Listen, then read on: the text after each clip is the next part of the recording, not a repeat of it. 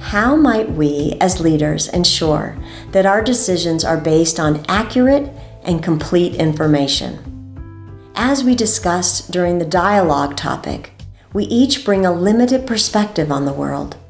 What you might witness in your community could be vastly different from my experience. We want to, through dialogue whenever we can, gather as many windows on an issue as possible. Meanwhile, there may be those who wish to disseminate false information when we query through conversation or through media sources. While we gather information, how can we combat misinformation? A rule of thumb I like to use is that when I'm provided information that seeks to separate, diminish, or destroy a person or a group of people, I become very suspicious. This type of information has a hidden agenda. What is communicated could hold some truth, but I must first confirm the fuller picture through multiple, disparate sources. When someone seeks to disparage another, I'm reminded that this same strategy of targeting has been used to institute genocides throughout the world. If I'm being told I should hate, fire, or dismiss someone, it calls me to investigate more. In the following materials, we're encouraged to be discerning from where we're gathering information. We can believe we're seeking multiple perspectives on a topic, but if everyone is reading the same information coming from the same sources, I'm not doing a very good job. Please seek out the source of your information and learn how it's been compiled.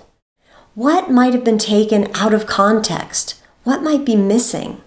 As inclusive leaders, we want to work to bring in versus leaving out, even when it comes to gathering information.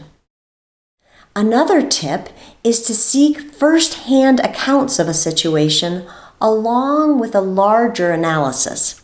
How can you learn about what's occurring up close along with gathering a larger perspective?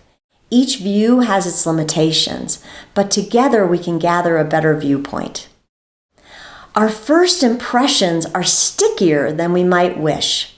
As we discussed in the earlier topic on effective communication, humans rely on their first impressions, even years afterwards. They're critical.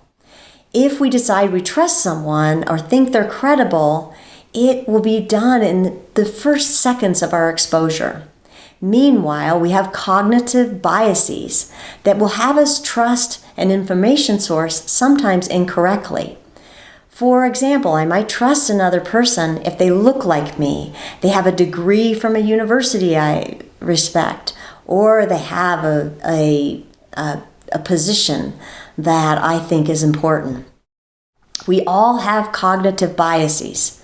And so we want to make sure that our news is true. Digital literacy expert Michael Caulfield from Washington State University suggests that we sift through information to judge whether the content can be trusted as reliable and credible.